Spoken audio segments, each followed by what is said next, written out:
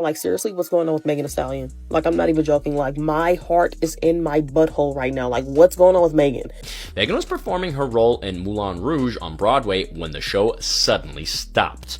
The audience was told to stay in their seats while everyone tried to figure out what was happening. Security told fans that they were safe, but that things were changing for the night. It was announced that Megan would not be coming back to the stage. She was replaced by another actor so the performance could continue for the rest of the evening. This is the real reason Megan Thee Stallion was rushed to the hospital, and it has nothing to do with what most people think. On March 31st, 2026, one of the biggest rappers on the planet collapsed mid-performance during her Broadway debut and was taken away by paramedics while the audience sat in stunned silence. The headline said exhaustion. The medical report said dehydration. But the truth goes back 6 years, involves a shooting, a criminal trial, a $250,000 therapy program, and a woman who never gave her body permission to stop. And by the end of this video, you're going to understand exactly why her body finally made that decision for her. Let's get into it. So here's what happened on the night of March 31st, 2026. Megan was roughly 1 week into her historic 8-week run playing Harold Zidler in Moulin Rouge, the musical at the Al Hirschfeld Theater on Broadway. And I need y'all to understand how significant this was. She is the first woman to ever play the role of Zidler in any production of that show anywhere in the world. This was not a cameo. This was not a guest spot. This was a full Broadway lead, 8 shows a week, and she was making history doing it. But mid-show, something went wrong. The performance stopped. The audience was told to stay in their seats. A male understudy came out to finish the role, and FDNY responded to a call about a person who was having trouble breathing. Megan was taken to a local hospital. Her hairstylist, Kellen Derrick, posted on X that night, quote, "Everyone say a prayer for Megan. We are all at the hospital." Now her team put out a statement the following day, April 1st, and the cause they listed was extreme exhaustion, dehydration, vasoconstriction, and low metabolic levels. For those of y'all who might not know, vasoconstriction means her blood vessels were literally tightening up. That's not being a little tired after a long week. That's your body shutting down basic functions to keep you alive. That's your system waving a white flag. She was treated, discharged the same night, and told to rest. She missed 2 performances on April 1st and was back on that stage by April 2nd, 2 days after her body literally quit on her. 2 days. And then she posted on Instagram, and this is the part that really got to me. She wrote, quote, "I've been pushing myself past my limits lately, running on empty, and my body finally said enough. It honestly scared me. I thought I was gonna faint on stage. Last night was a real wake-up call for me. Running on empty. Her body finally said enough." Those are her words. And when you understand what this woman has been carrying for the last 6 years, those words hit completely different. Because to understand why Megan Thee Stallion collapsed on a Broadway stage in 2026, you have to go back to a night in Hollywood Hills that changed everything about her life. She was scared. Stay on the ground! She had just gotten shot.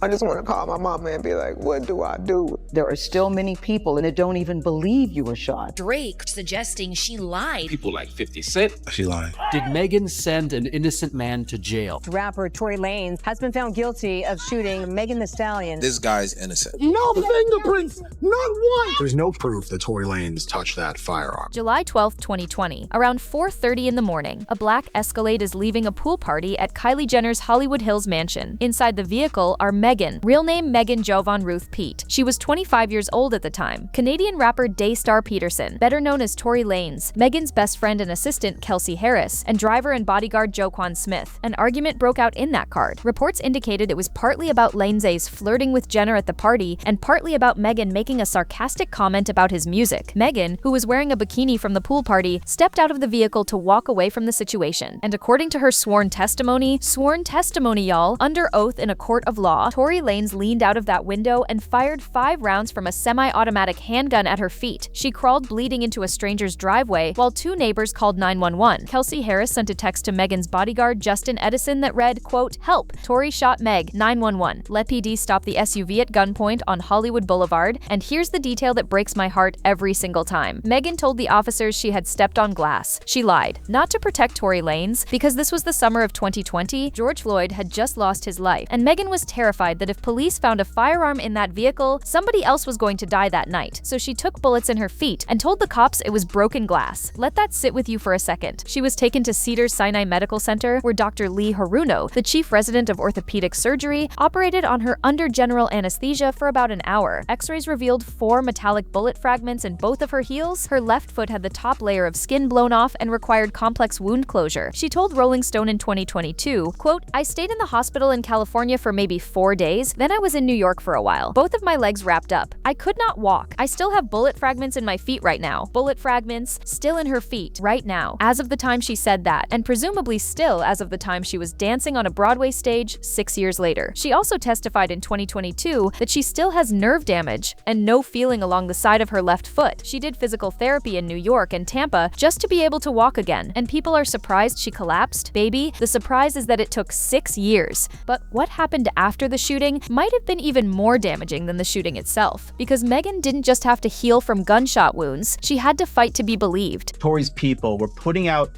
a narrative on social media about what happened that wasn't true. Tory's team reached out to media pretending to be a representative of Meg's record label in an attempt to, quote, campaign press, unquote, on his behalf. I'm going to apologize to Megan Thee Stallion.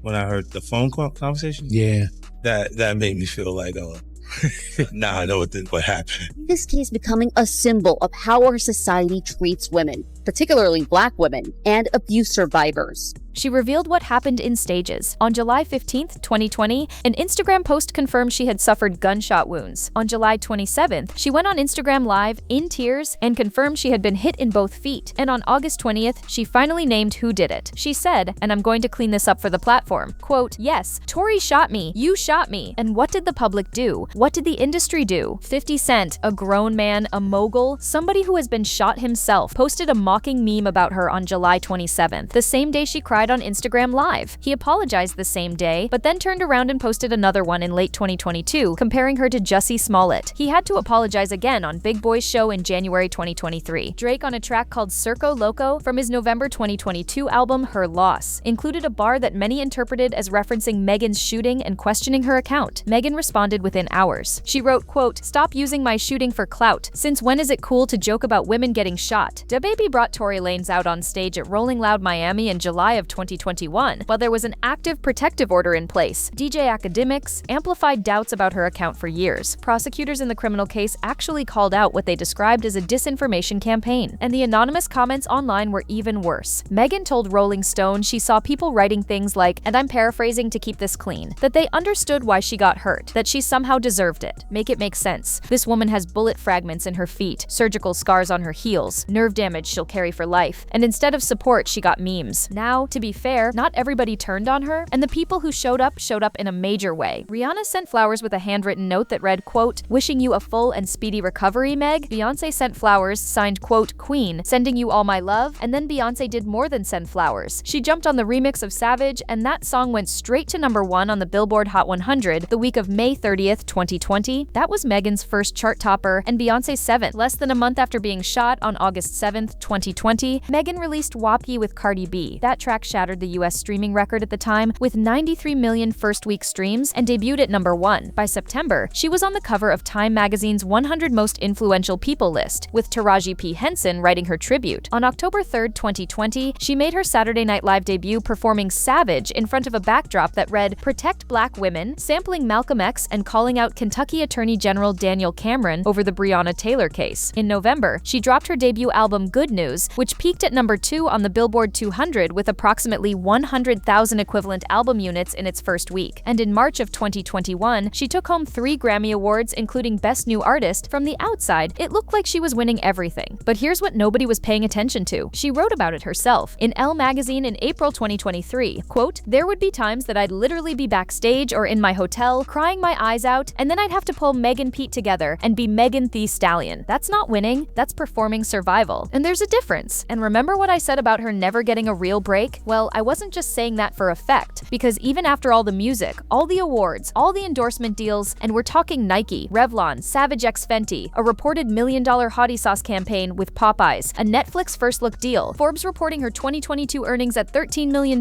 Even after all of that, the courtroom was waiting. The criminal trial opened on December 12, 2022 in Los Angeles Superior Court, with Judge David Hereford presiding. Deputy District Attorneys Kathy Tabb Shah and Alexander Bott handled the prosecution. Defense attorney George McDessian tried to pin the entire shooting on Kelsey Harris, Megan's former best friend. And when Harris took the stand, she repeatedly said, quote, "I honestly don't remember," which contradicted a recorded interview where she had previously corroborated Megan's account. LAPD criminalist Stacey Bandershoff testified that both Lanes and Harris tested positive for gunshot residue. Megan testified on December 13th in a purple suit, and she said something on that stand that silenced the entire courtroom. She said, quote, "I wish he would have just ended it that night. This has messed up my whole life. I want y'all to really hear that. That's not someone performing strength. That's someone telling you the real cost." On December 23rd, 2022, after roughly 7 hours of deliberation, the jury came back with their verdict: guilty on all 3 felony counts: assault with a semi-automatic firearm with a personal use enhancement, carrying a loaded, unregistered firearm in a vehicle, and discharging a firearm with gross negligence. On August 8th, 2023, Judge Hereford sentenced Tory Lanez to 10 years in California State Prison. The prosecution had asked for 13. Megan didn't attend the sentencing, but her written victim impact statement was read aloud by DDA Ta. It said, quote, "Since I was viciously shot by the defendant, I have not experienced a single day of peace, not a single day, in 3 years. And if you're wondering whether Limers tried to appeal, yes, he did. The California 2nd District Court of Appeal denied it in November 2025 with a 46-page ruling affirming the conviction. And in January 2025, a Los Angeles judge granted Megan a 5-year civil restraining order against Limers, extending through January 2030. The criminal chapter closed, but the damage